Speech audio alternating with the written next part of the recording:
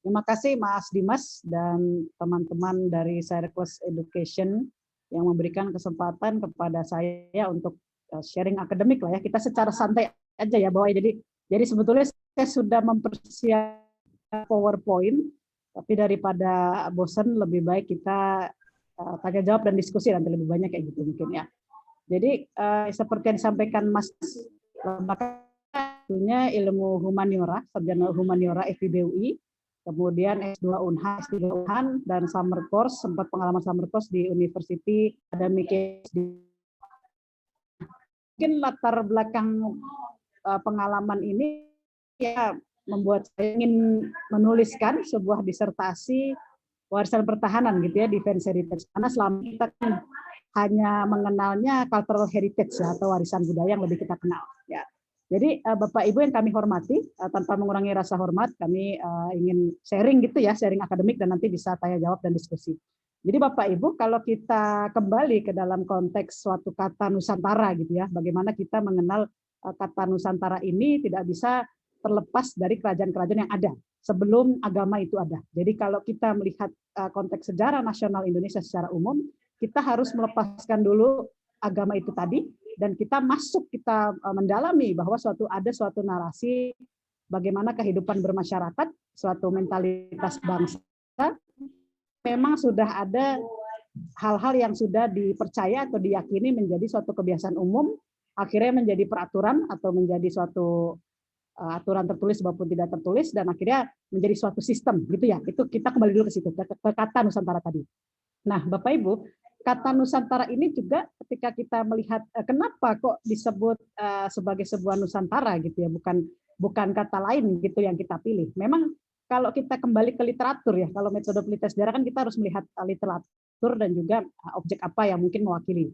Kalau secara literatur itu kata Nusantara sendiri itu sudah dituliskan itu dari abad 15 ya, bahkan beberapa sejarawan menyebutkan oh itu salah, itu sudah ada sejak abad ke-7 gitu ya. Tapi ya karena kita kembali ke dokumen yang sudah ada, sudah tertulis, memang pada akhirnya kembali ke abad 15 tadi. Nah, Nusantara ini kemudian menjadi memiliki penduduk gitu ya, memiliki penduduk orang yang hidup ya, yang punya being, dia artinya human-nya itu bukan hanya human yang mati atau human yang dead, tapi dia human being.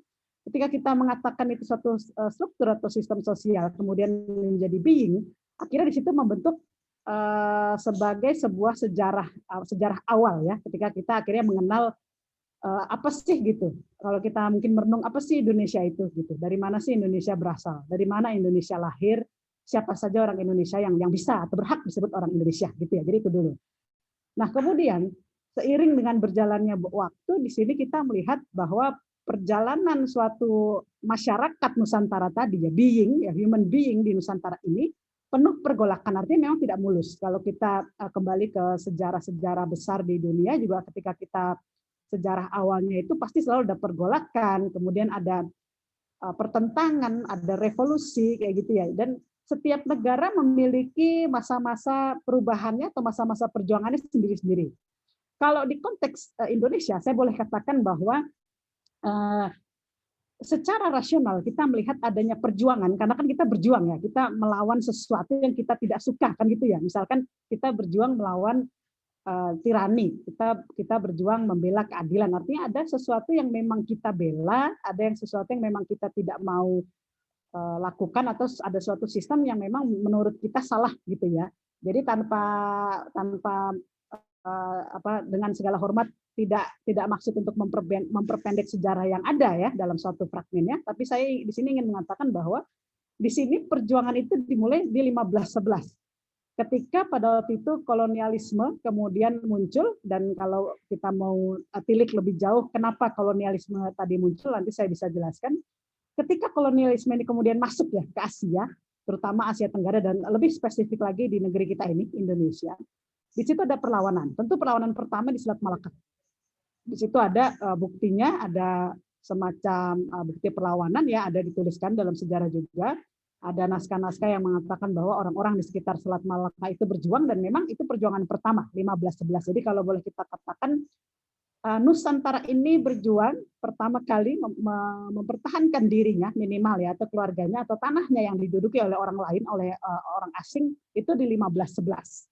Dan walaupun pada waktu itu kita belum mengenal itu istilah-istilah misalkan imperialisme, kolonialisme, apalagi westernisasi kayak gitu, kita belum mengenal ya. Kita lebih cenderung mengenal, oh ini daerah saya, tanah saya, kemudian ada bangsa lain masuk ya. Itu di situ perlawanan pertama ya. Itu di situ bagi saya itu perjuangan pertama yang menjadi titik awal becoming Indonesia, menjadi orang Indonesia. Nah, kemudian Bapak Ibu, ketika kita melawan ya, kita memiliki suatu perjuangan yang tidak boleh kita singkat. Makanya di sini di dalam disertasi saya itu tentang kalau kita ngomong pertahanan, kita tidak bisa kemudian memendekkan proses hanya kepada pertahanan militer, karena secara sejarah itu terbukti pertahanan kita ini pertahanan yang kombinasi antara atau manunggal ya, antara sipil dengan militer, bahkan kan kelahiran TNI nanti dari rakyat. Nanti saya akan lebih banyak di situ. Nah, kemudian Bapak Ibu, bagaimana bangsa Indonesia kemudian tahu gitu ya, ada ide yang kemudian ditolak ya. Nah, itu menurut saya itu tadi ya, dari abad 15 itu sudah mulai ada perlawanan-perlawanan fisik ya. Kemudian kita sampai kepada titik di abad 18 ya. Jadi dengan segala hormat karena mungkin keterbatasan waktu ya, ini kita bisa mungkin 5 hari sendiri ngomong kayak gini gitu ya. Tapi ini karena hanya 1 jam, jadi saya dengan segala hormat memperpendek peristiwa-peristiwa sejarah. Tapi saya mau ke abad 18, di mana di seluruh dunia terjadi pergolakan-pergolakan ide, terutama ide-ide yang datang dari ilmu sosial. Ya, kita tidak melihat ide-ide yang datang dari ilmu pengetahuan alam ya, mungkin saya juga tidak terlalu menguasai di sana, walaupun yang saya tahu itu ada sejarah radioaktivitas itu ya, sejarah bagaimana nuklir terbentuk itu di situ juga di abad 18. Dan menurut saya di ilmu pengetahuan sosial secara umum abad 18 ini sangat krusial karena di mana pada waktu itu banyak sekali terjadi kesadaran masyarakat dan juga kemudian masyarakat menentang adanya suatu tirani dalam bentuk apapun, ingin merasa bebas dalam segala bentuk apapun, tidak mau kemudian dikotak-kotakan dan tentu saja ingin sejahtera secara ekonomi. Di situ secara umum ya pergolakan di dalam ilmu sosial tadi. Nah, kemudian kalau kita di abad 18 abad 19 itu juga terjadi kan banyak mungkin 3 revolusi besar ya yang saya sebut di sini. Jadi revolusi industri, kemudian revolusi Perancis dan juga revolusi Rusia yang terjadi di 1917.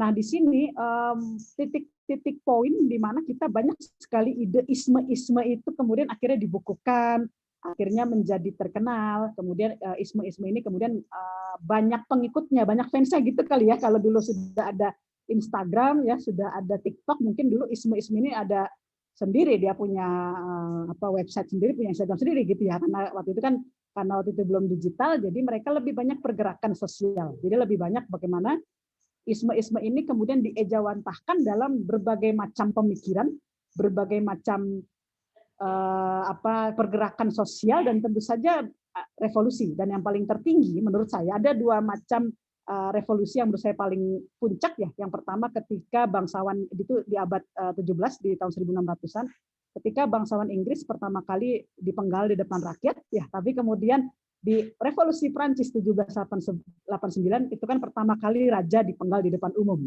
Nah, itu menurut saya menjadi suatu titik balik ketika kita melihat bahwa ada suatu kekuasaan di situ, hubungan negara agama yang sudah tidak lagi sehat.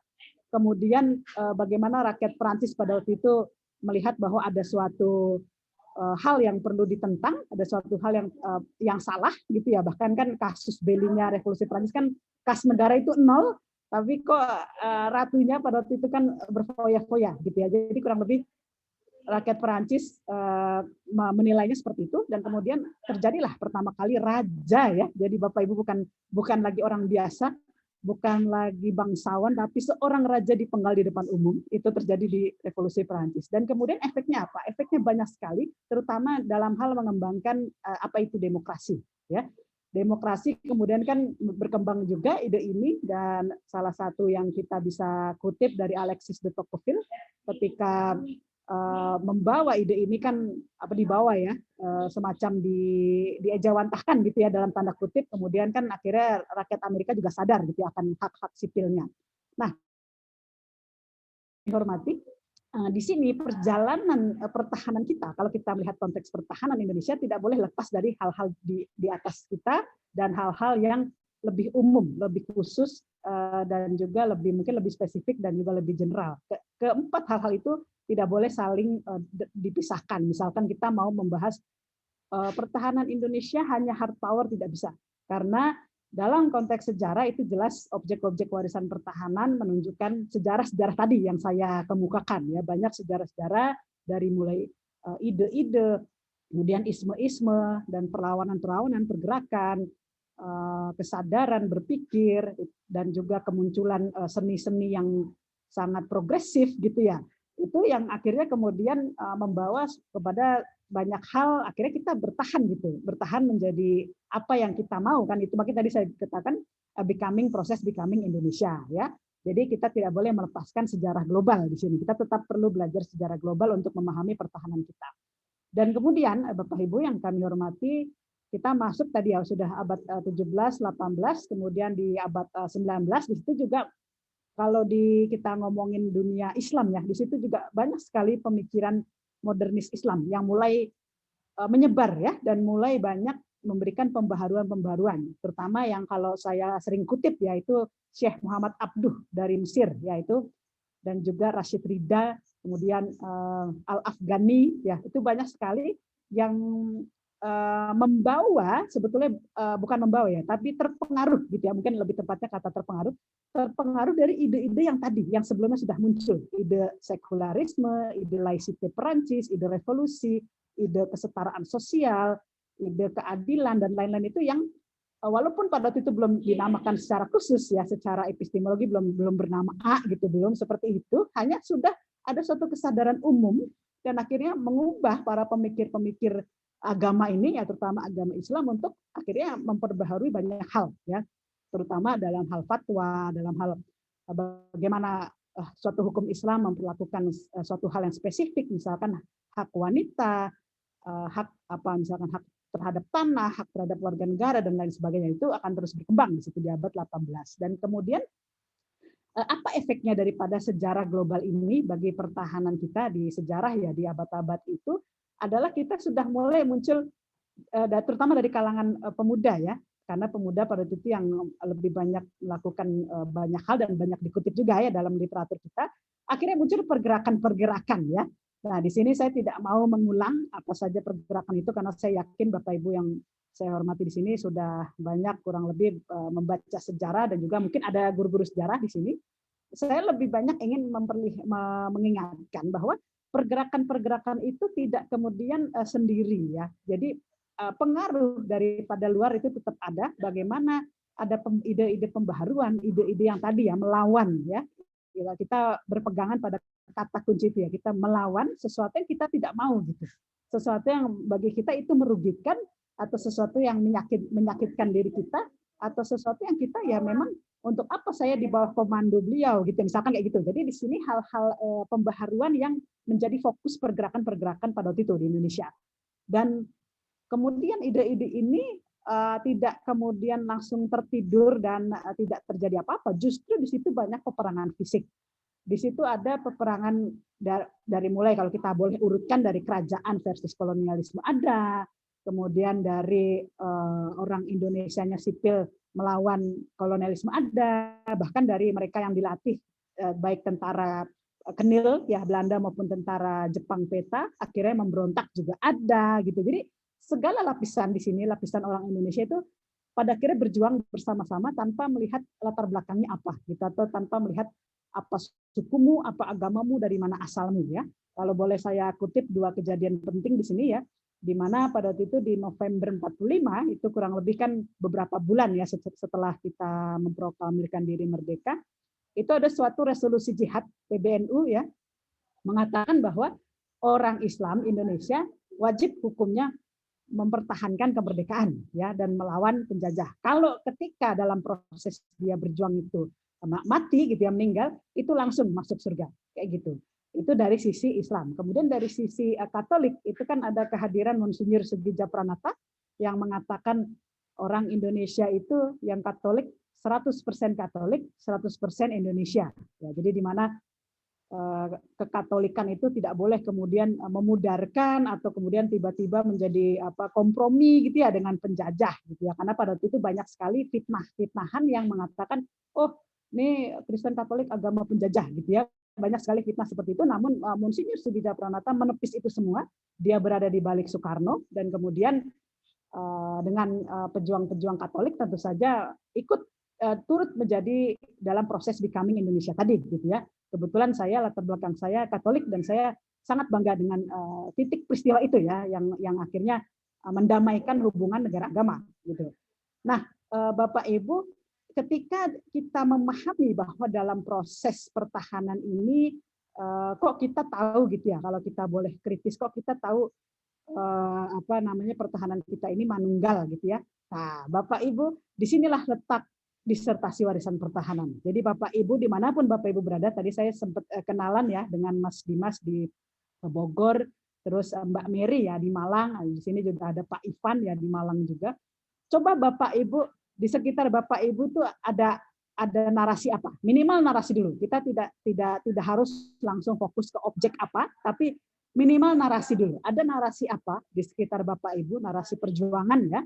Dan syukur-syukur ada objek yang mewakili atau menceritakan narasi itu. Misalkan pertempuran Ambarawa ya. Di situ kan ada monumen atau tugu semacam Palagan Ambarawa. Kemudian di Surabaya itu ada beberapa objek warisan pertahanan, misalkan Jembatan Merah, Gedung Siola, kemudian Tugu Pahlawan gitu ya. Itu di balik gedung-gedung itu, di balik objek-objek yang benda mati itu ada suatu narasi yang dialami oleh orang-orang hidup ya. Kemudian misalkan kalau di Bogor itu ada Museum Peta ya. Nah, mungkin Mas Dimas nanti bisa ke sana. Ada Museum Peta di Bogor, itu dahulu tempat awalnya itu tempat milik prajurit Kenil ya, kemudian diambil alih oleh Jepang menjadi tempat untuk latihan peta dan juga latihan bagaimana rakyat kita dipersenjatai, latihan di sana di Bogor ya. Jadi Bogor itu cukup penting bagi sejarah pertahanan kita ya, secara sejarah.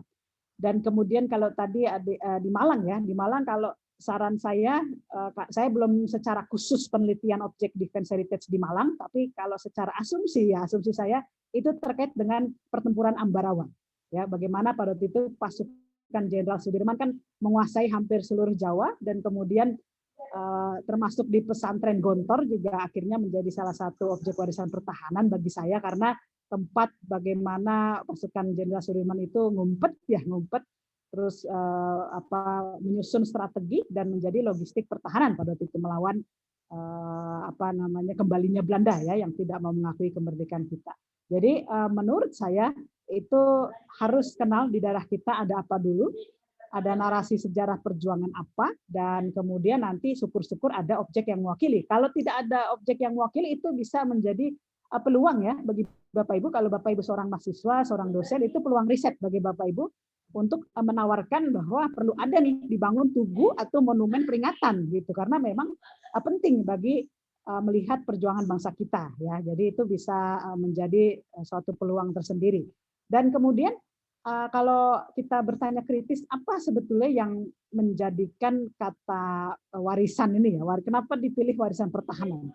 Jadi pada waktu itu Bapak Ibu, waktu awal-awal saya meneliti tentang defense heritage ini ya, di awal-awal tahun 2018 itu saya menuliskan jurnal tentang defense heritage dan saya paparkan di Malta, dan kebetulan Malta ini cukup menginspirasi saya karena pada waktu itu Malta menjadi ibu kotanya Uni Eropa dalam hal warisan budaya. Jadi kan mereka rolling ya, tiap tahun rolling. Nah, ini kebetulan 2018 di Malta dan kebetulan saya hadir di situ paparan tentang defense heritage.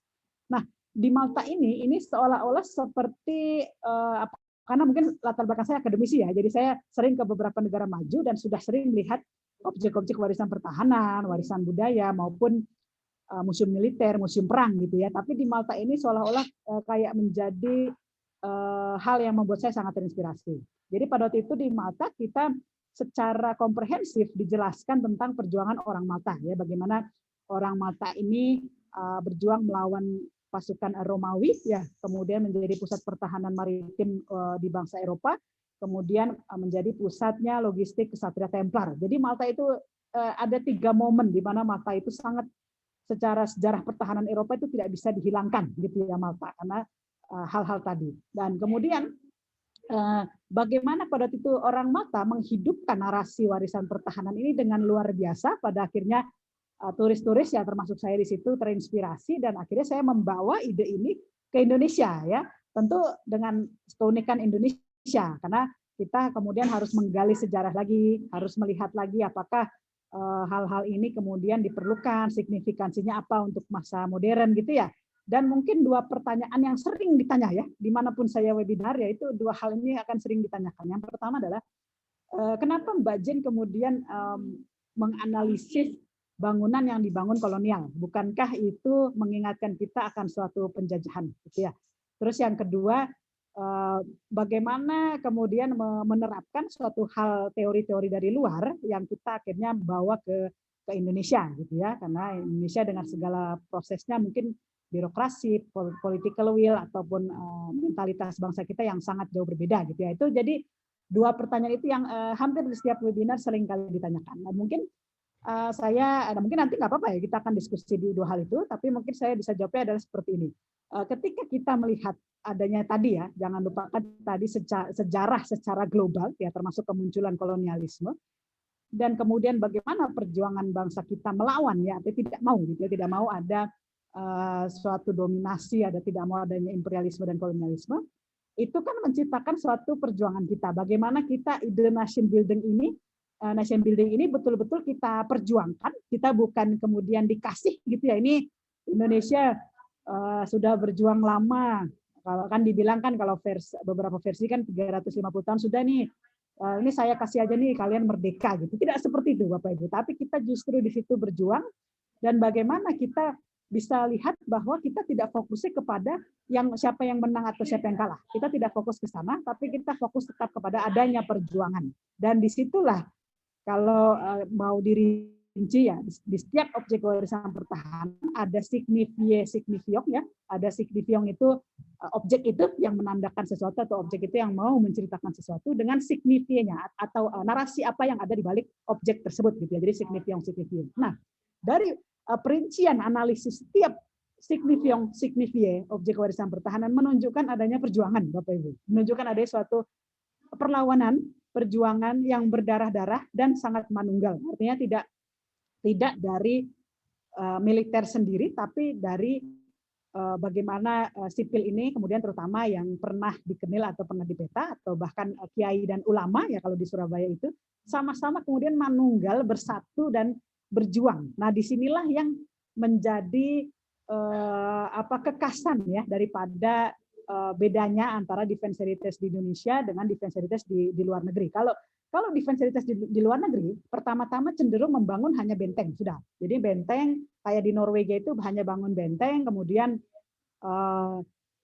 oleh pasukannya ya, oleh tentara Norwegia, kemudian dihancurkan bentengnya oleh Nazi, dibangun lagi bentengnya, terus dihancurkan lagi, dibangun. Jadi gitu. Jadi ciri khas di luar lebih banyak benteng. Tapi kalau di sini di Indonesia itu luar biasa, macam-macam karena kemanunggalan tadi. Bagaimana sishan kamerata tadi betul-betul terjadi.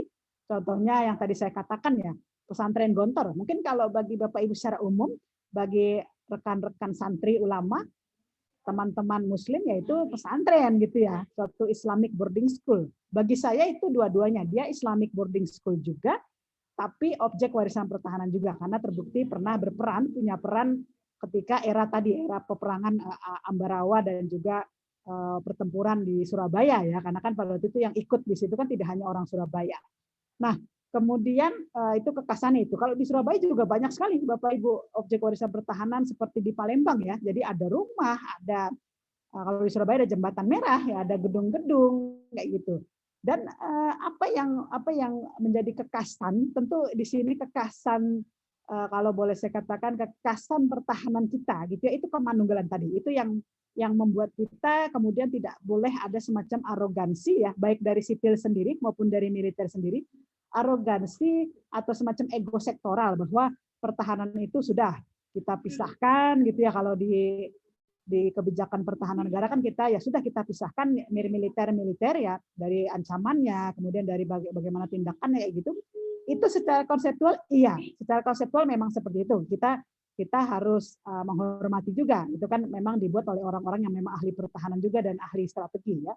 Tapi maksud saya yang saya tekankan di sini adalah bagaimana konsep pertahanan modern kita, gitu. Kita tidak lagi berdiskusi atau berdebat tentang bagaimana sistem pertahanan kita, itu sudah cukup baik menurut saya di kebijakan pertahanan negara sudah ada, dan undang-undang dan peraturan terkait ya sudah ada. Tapi saya yang mau saya kritisi di sini, bagaimana di era digital ini konsep pertahanan kita yang modern. Dan jawaban saya adalah dengan defense heritage. Dengan defense heritage ini, yang tadinya tidak ada hubungan antara dua sektor yang saya sebutkan ya, Kemdikbud dengan Kemhan, itu menjadi ada hubungan. Karena ketika kita membicarakan suatu narasi sejarah,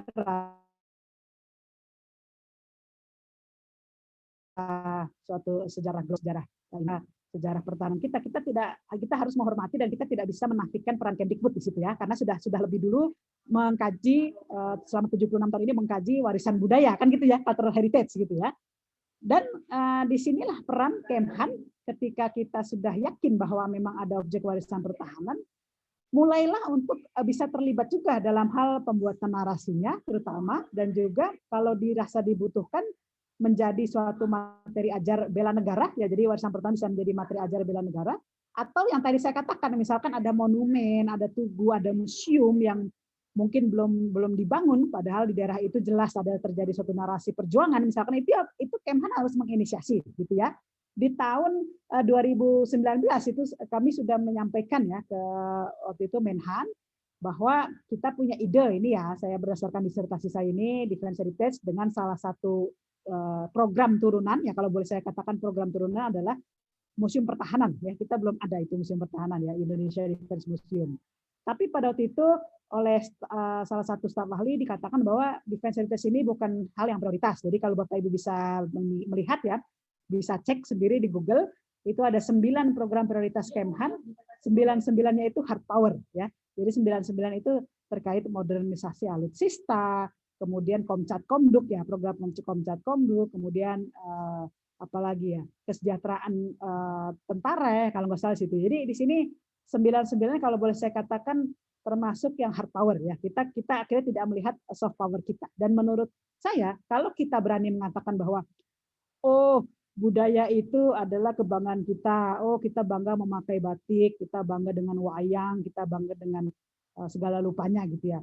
Bagaimana kita bisa tahu kalau budaya itu adalah bagian dari bela negara kita? Nah, di situ menurut saya kita harus lebih kritis ya, bagaimana kita bisa memodernisasi konsep pertahanan kita kalau kita tidak memberikan ruang terutama di bidang ilmu humaniora untuk bisa lebih menggali sejarah pertahanan kita. Karena ketika kita mengetahui sejarah pertahanan dan kemudian bisa mendefinisikan, memberikan suatu masukan, rekomendasi tentang yang terjadi di era-era periode warisan pertahanan, terutama dari 1511 sampai 49 gitu ya, di situ akan banyak sekali muncul kebanggaan-kebanggaan diri, ya maksud diri untuk orang Indonesia ya, bagaimana proses becoming Indonesia tadi, dan juga kalau kita bicara konteks bela negara, kita bela negara gitu ya. Kadang kan banyak pihak mengatakan apa kaitannya gitu ya dengan bela negara, kok baris berbaris, bela negara kok militeristik. Nah, menurut saya disitulah defense heritage bisa menjawab hal yang tadi, bagaimana bela negara ini bisa lebih adaptif, bisa lebih komprehensif, bisa lebih kekinian gitu ya. Ketika kita sadar bahwa budaya yang kita punya itu juga tidak hanya budaya culture ya, tapi kita punya objek warisan pertahanan dan itu menunjukkan narasi perjuangan bangsa kita. Itu menjadi bukti gitu ya. Kan kalau kita kan sering bilang I love you ya, aku cinta kamu, kan biasa kita mana buktinya gitu ya. Mana buktinya, jangan ngomong doang gitu ya. Nah, itu menurut saya objek kewarisan pertahanan menjadi bukti adanya sejarah pertahanan kita yang manunggal, yang kemudian ada perpaduan antara sipil dengan militer, dan juga semua rakyat terlibat. Jadi tidak hanya tokoh-tokoh yang terkenal di situ yang terlibat, semuanya terlibat ya. Apalagi kalau Bapak Ibu mendalami sejarah gerilya, kemudian pertempuran di era-era antara 1945 sampai 1949 ya, itu di situ semuanya bekerja gitu ya, semuanya punya peran masing-masing ya. Dan bukti dari objek warisan pertahanan ini tidak hanya dalam konteks perang fisik ya, tapi juga perang bagaimana strategi apa perang, kalau boleh dikatakan mungkin konsep pada waktu itu ya perang intelijen ya, kita bisa disebutkan perang intelijen walaupun waktu itu belum ada terminologi itu ya, tapi kalau saya katakan perang intelijen dalam pengertian rapat-rapat pergerakan, rapat-rapat menyusun strategi melawan Belanda, rapat-rapat menyusun strategi kemudian bagaimana menyingkirkan Jepang, Inggris ya, juga Perancis ya, Perancis kan sempat menjajah kita 6 bulan ya, dan di situ objek-objek yang menjadi saksi adanya rapat atau diplomasi pertahanan itu juga termasuk objek warisan pertahanan. Makanya kalau Bapak Ibu lihat di Jakarta ya, konteks Jakarta, itu objek warisan pertahanannya bukan dalam bentuk suatu hal kayak tugu atau monumen atau apa ya, kalau di Surabaya dan Palembang itu kan revolusi fisik gitulah ya. Tapi kalau di Jakarta lebih banyak dalam bentuk museum. Nah, Bapak Ibu kalau di sini ada yang terkait ke museum yang saya sebutkan ini berarti cukuplah berbangga karena museum Bapak Ibu itu museum yang menjadi objek warisan pertahanan atau menjadi saksi daripada perjuangan diplomasi pertahanan itu ya. Ada Museum Kebangkitan Nasional, Museum Perumusan Naskah Proklamasi, Museum Juang 45, dan Museum Sumpah Pemuda. Ya, 4 museum itu yang sudah saya analisis di dalam disertasi saya dalam konteks bukan narasi sejarah perjuangan revolusi fisiknya, ya, tapi sejarah bagaimana melakukan diplomasi pertahanan, rapat-rapat pergerakan, rapat-rapat perjuangan, di mana pada waktu itu pejuang-pejuang berkumpul gitu ya. Kalau kita dulu mungkin sebelum pandemi ini kan kita kadang kalau punya satu visi dan misi yang sama, kita pasti berkumpul ya kan. Kita ingin lebih kuat. Misalkan kita ada organisasi bisnis Tupperware misalkan ya. Kita pasti akan berkumpul dengan ibu-ibu yang sama yang mendukung bisnis Tupperware kita kan gitu. Kita ada ide, kemudian kita mengumpulkan orang ya, dan kita ingin sukses sama-sama kan gitu ya. Itu contoh asumsi paling sederhana. Nah, sama pada waktu itu ketika ide kemudian nation building dibawa daripada banyak para pejuang-pejuang dan penggerak-penggerak kita yang terinspirasi dari banyak pemikir ya, baik dalam negeri maupun luar negeri, akhirnya kan membawa ide itu ke dalam bentuk diplomasi kan, bagaimana melakukan rapat-rapat pergerakan, rapat perjuangan, strategi melawan penjajah, bahkan kan beberapa pejuang kita kan bahkan sampai diplomasi pertahanan sampai ke luar negeri gitu kan, sampai ke konferensi meja bundar, dan akhirnya kan dunia internasional akhirnya mengakui kemerdekaan kita kan gitu ya, kurang lebih kayak gitu. Jadi di sini antara 1511 sampai 1949 itu adalah periode warisan pertahanan di mana banyak sekali objek-objek warisan pertahanan yang belum banyak digali ya. Bagaimana menggalinya? Tentu yang pertama-tama Bapak Ibu harus tahu di daerahnya ada narasi apa. Itu dulu. Kemudian karena kita mengikuti suatu akademik yang baku ya, jadi kita tidak boleh kemudian asumsi bagi saya ya sudah di daerah saya ini ada perjuangan misalkan Jenderal Sudirman pernah lewat rumah saya ini di sini gitu ya. Apa buktinya itu? Kalau kita secara metode penelitian sejarah, tentu ketika kita belum bisa membuktikan itu ya kita masih dalam tahap proposition namanya ya, masih dalam tahap itu hal yang masih bisa dikaji lebih lanjut gitu ya, proposition. Tapi kalau sudah ada bukti literatur, kemudian sudah ada masyarakat situ yang sudah mengenal, ya memang betul ini Jenderal Sudirman pernah nih logistiknya pernah ditaruhlah di rumah saya atau pernah lewat ini di sini kayak gitu. Itu kemudian harus kita minimal membuat FGD gitu ya. FGD tentu menghadirkan para ahli sejarah, ahli terutama sejarah pertahanan ya, sejarah militer kita, sejarah warisan pertahanan untuk kemudian bisa dikaji secara lebih ilmiah. Dan kalau saya termasuk saya tidak mau mengatakan diri saya sejarawan ya, tapi saya punya latar belakang sarjana humaniora ya. Jadi mungkin saya lebih suka kalau saya diberikan suatu penamaan gitu ya, ahli humaniora saja gitu ya, ketimbang ahli warisan pertahanan juga boleh ya. Jadi kalau saya itu lebih banyak saya menggunakan metode penelitian long durée ya, Mark Bloch terutama dan Pierre Nora, di mana di situ menggali cerita-cerita sehari-hari atau yang menjadi mentalitas bangsa untuk bisa melengkapi narasi sejarah dari tokoh-tokoh atau pahlawan yang sudah terkenal ya. Kalau konteksnya kita ingin mendalami sejarah pertahanan ya, terutama di era periode Defense Heritage itu 1511 sampai 49 ya, periode Defense Heritage kita tidak bisa hanya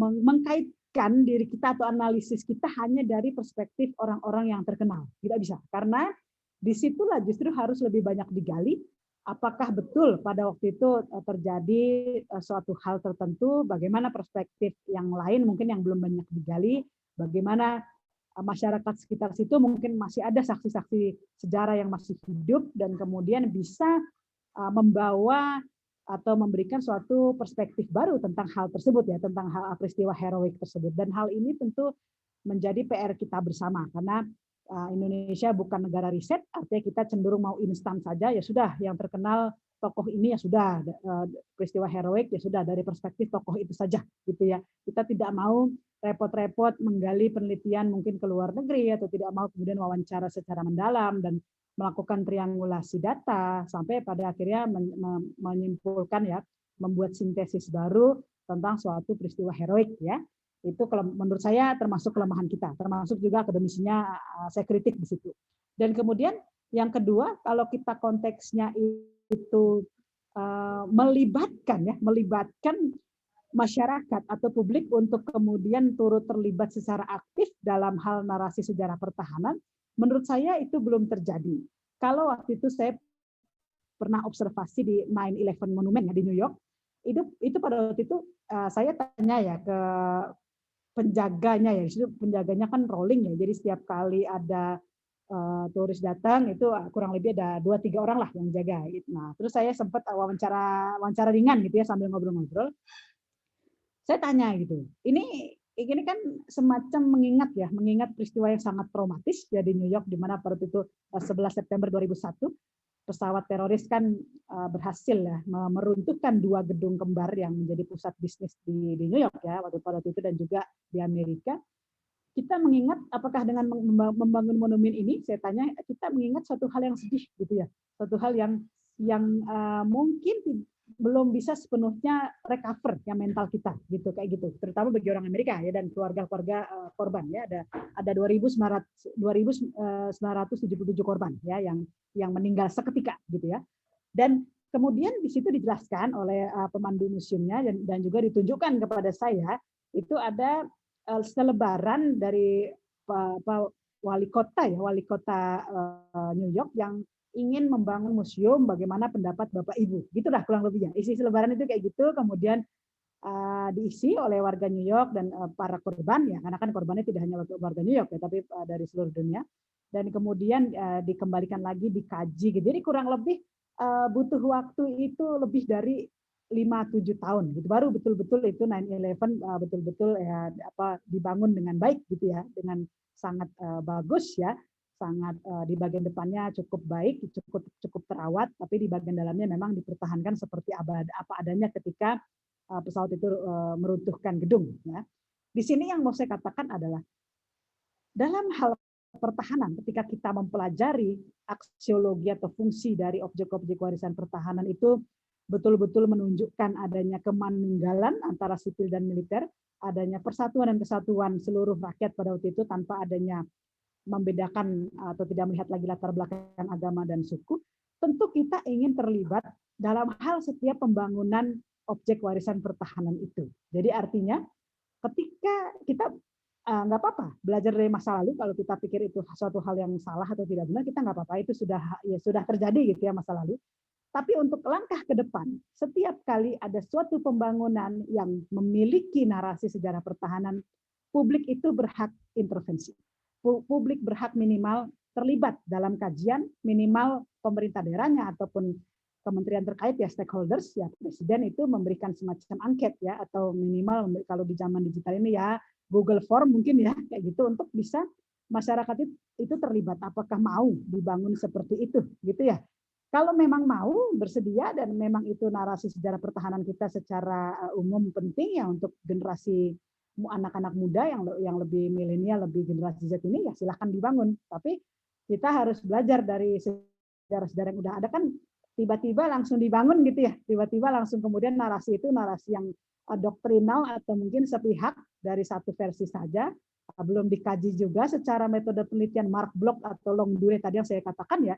Dan itulah terjadi. Pada akhirnya boleh saya katakan objek-objek warisan pertahanan itu kemudian akhirnya tidak menjadi objek warisan pertahanan secara ideal. Ya sudah, hanya ada peristiwa A dibangun gitu untuk memperingati peristiwa itu. Gitu ya udah sekedar itu aja, bukan dalam hal objek itu bisa menjadi referensi para ilmuwan dunia gitu, kurang lebih kayak gitu. Kalau kita lihat ya di museum-museum perang, museum militer, monumen peringatan itu disuruh di negara-negara maju terutama ya, dan negara-negara yang sudah mengenal konsep defense heritage itu cenderung akan ilmiah dibangunnya, akan ilmiah, akan sangat komprehensif, memperhatikan berbagai perspektif sudut pandang dan juga akhirnya bisa dirujuk gitu, bisa kemudian menjadi suatu rujukan ilmiah, tidak hanya kemudian dibangun ya sudah selesai gitu ya sudah ini pokoknya ini tugu ini menceritakan arus ini selesai udah itu, bahkan tidak terawat tubuhnya kayak gitu. Jadi di sini dua hal tadi yang mungkin mau saya kritik ya, bukan saya kritik tapi mungkin ya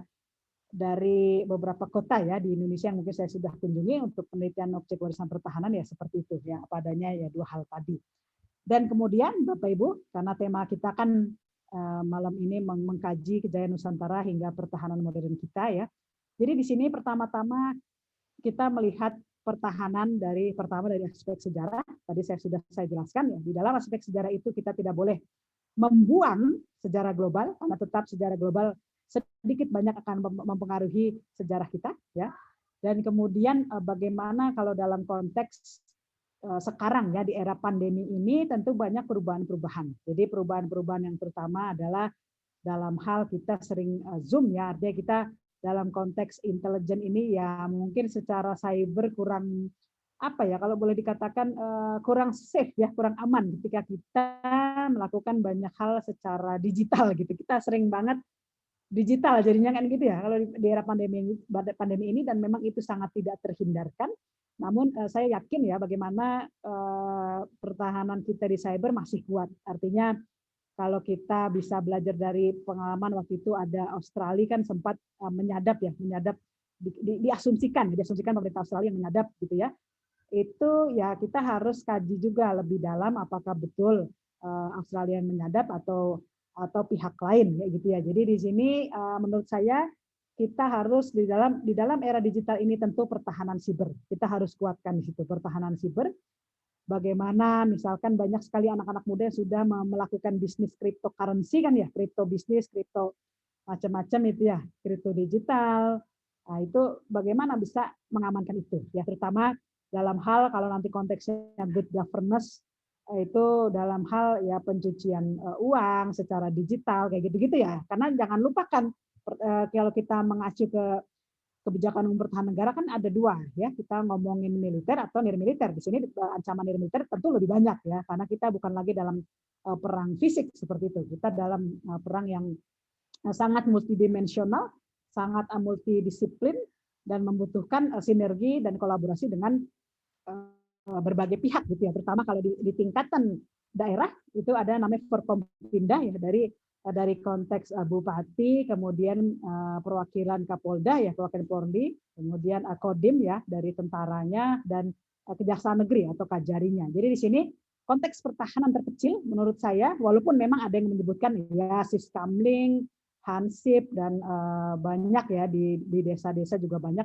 tapi yang saya katakan di sini secara legal dan struktural itu Forkompinda. Itu pertahanan pertama yang bisa kita sinergikan, kita kolaborasikan karena Forkompinda sendiri kan juga sering ya berkomunikasi dengan akademisi dan sebenarnya mulai muncul adanya namanya kalau kita mengenal citizen jurnalisme ya, kita sekarang mengenal citizen intelligence ya, artinya kita sendiri pun bisa akhirnya menolong negara atau bisa menjadi deteksi dini bagi negara.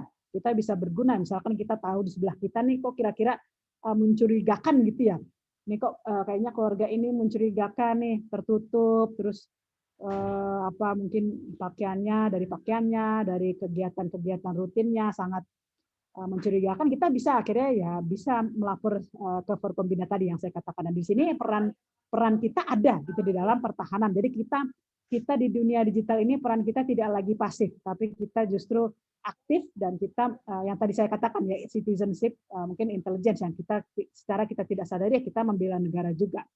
Dan kemudian itu di faktor digital sekarang, dan bagaimana kemudian kita digitalisasi ya, tadi kan konteks digital, sekarang kita bagaimana sih mendigitalisasi pertahanan kita gitu.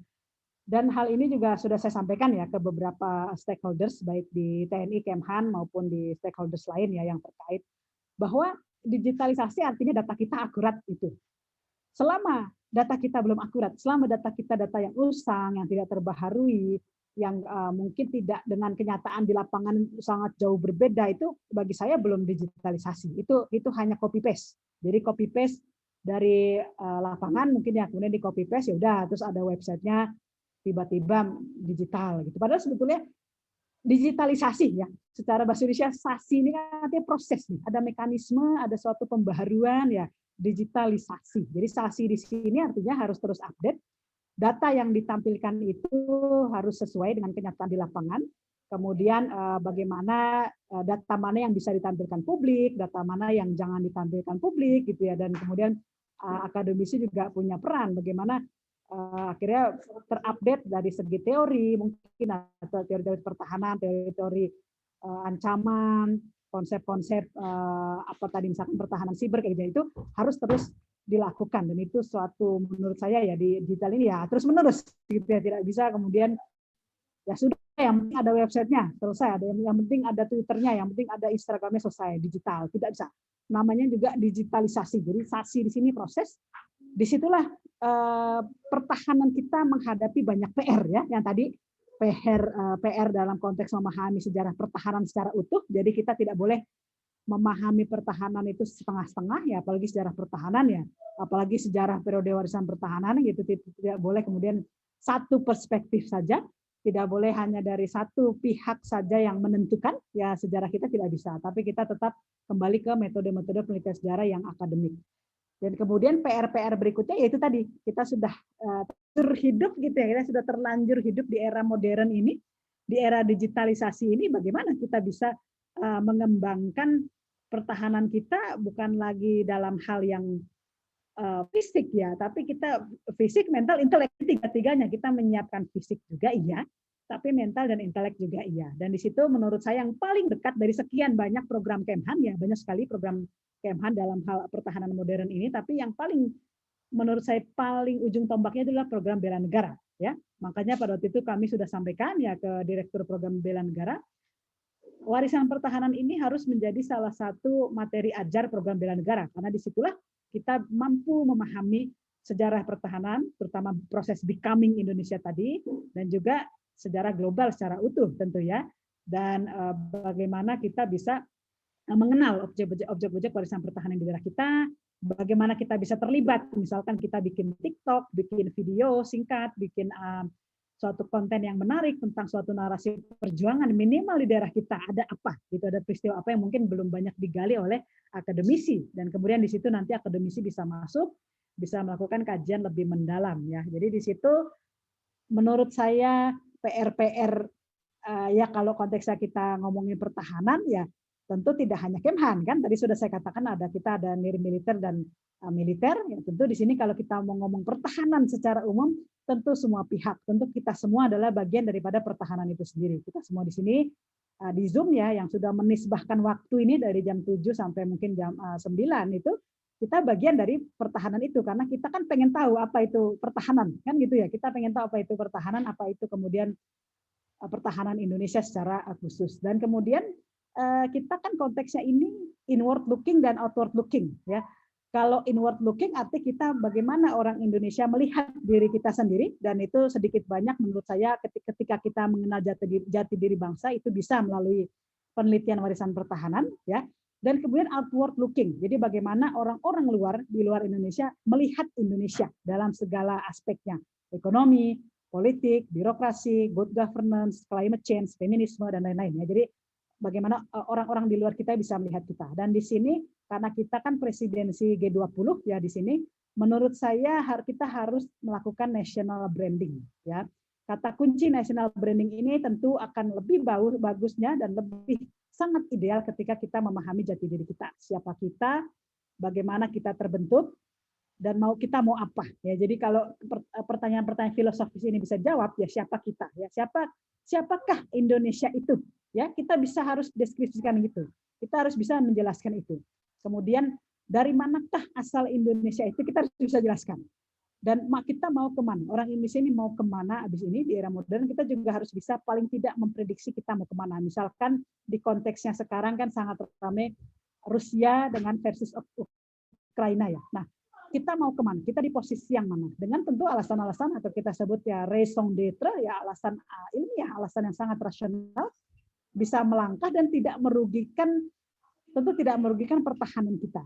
Ya, disitulah kalau boleh saya katakan seni ya. Kalau kata Ernest Renan kan filsuf Prancis, qu'est-ce que c'est raison d'être une nation ya. Jadi apa alasan berdirinya sebuah negara ya, di mana di situ tentu ada alasan-alasan ilmiah, ada suatu kondisi-kondisi yang diciptakan dan ada perjuangan-perjuangan perlawanan tadi yang kalau dalam bahasa saya itu kan defensoritas tadi ya, itu akhirnya membentuk sebuah bangsa yang ya, akhirnya merdeka. Kita kan akhirnya merdeka. Dan bagaimana di era kita menjadi presidensi G20 ini kita tidak kemudian meninggalkan yang ada ya, meninggalkan segala kekayaan Nusantara kita yang ada dalam hal national branding. Artinya kita harus lebih banyak promosi ya. Promosi tidak hanya dalam hal promosi warisan budaya, tapi juga mulai promosi narasi-narasi sejarah perjuangan kita ya. Kita jangan pernah menyerah untuk bisa menggali literatur-literatur yang mungkin sulit didapatkan ya, terutama literatur negara kertagama kayak gitu yang kalau kita mau awal-awal sekali ya itu sulit sekali didapatkan, mana sih yang asli gitu ya.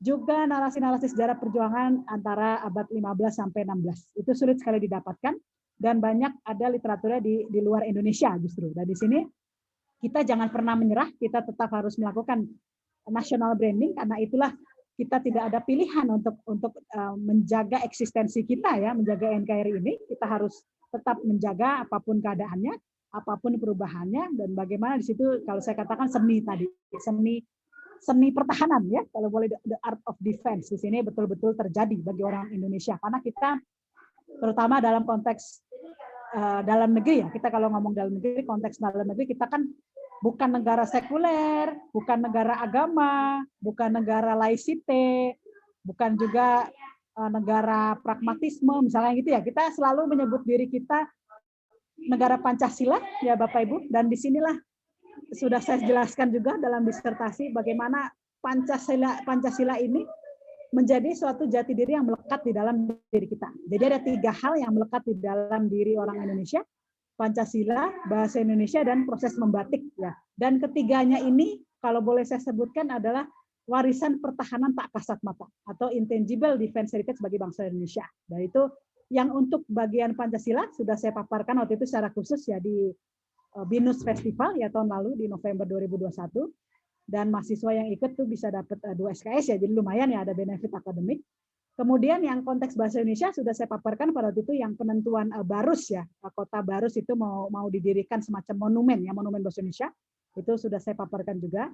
Dan dalam konteks membatik sudah saya paparkan lebih dulu di tahun 2019 ya bersama Duta Besar Swiss pada waktu itu. Jadi jangan lupakan 3 hal ini Bapak Ibu ya. Kalau kita ngomong pertahanan diri kita minimal sebagai orang Indonesia adalah 3 hal ini, Pancasila, bahasa Indonesia, dan proses membatik. Tentu kalau banyak mungkin yang mengatakan scholars bilang, Mbak Jen kenapa hanya batik, ini kan di daerah saya ada tenun gitu ya. Nah itu silahkan kaji lebih lanjut karena kan dengan segala keterbatasan saya ya tentu dalam hal penelitian kan butuh semacam periode penelitian yang fokus dan kemudian butuh anggaran tertentu ya. Dan yang bisa saya lakukan sekarang ya baru 3 gitu ya, baru 3 hal itu yang bisa saya tentukan atau saya bisa kaji dan bisa saya jelaskan.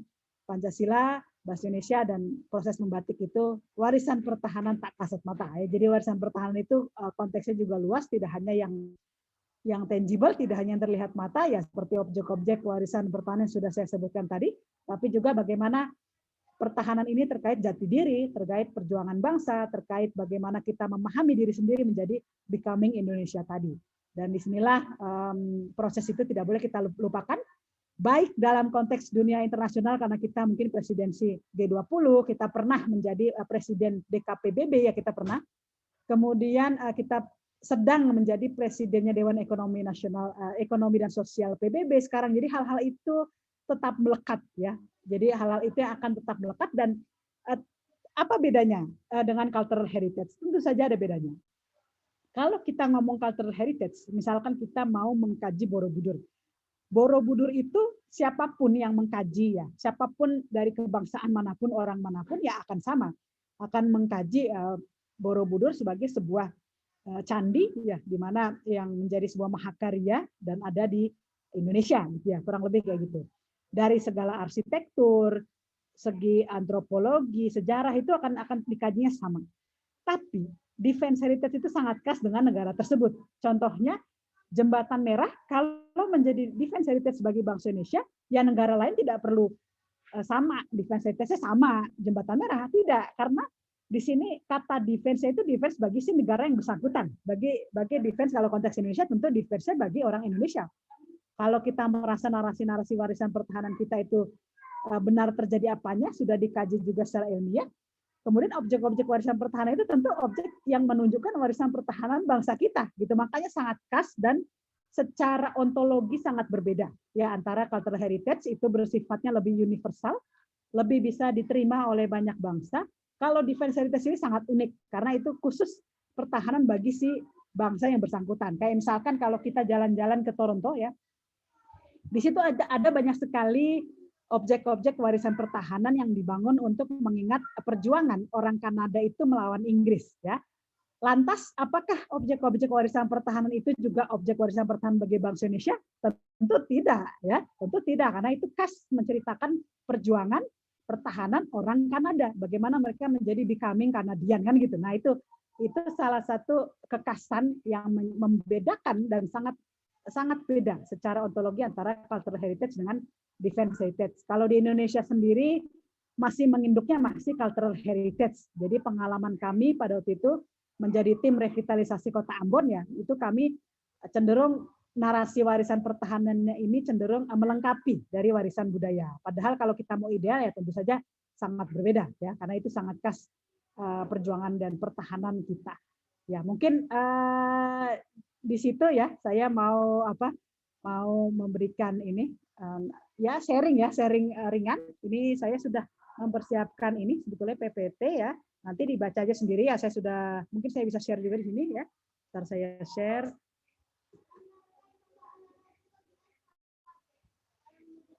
Saya coba share ya Bapak Ibu.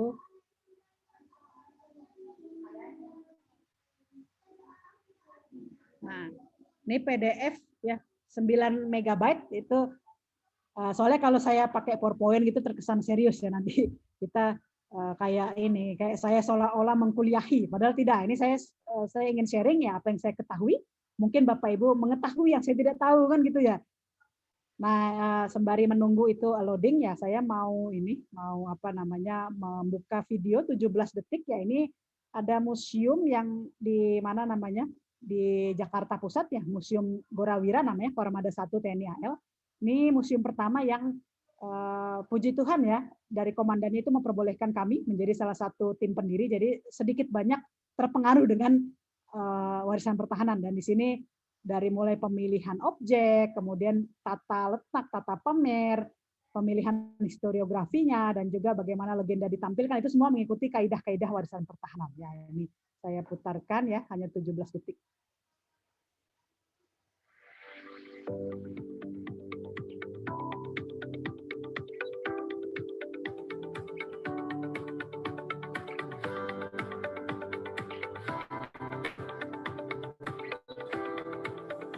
Nah ini kalau boleh dilihat, ini dari pemilihan foto-foto itu ya, itu mengikuti kaidah defense heritage dalam pengertian karena di sini kan fokusnya TNI AL, ya artinya kita harus tahu dulu bagaimana sih sejarah pembentukan TNI AL.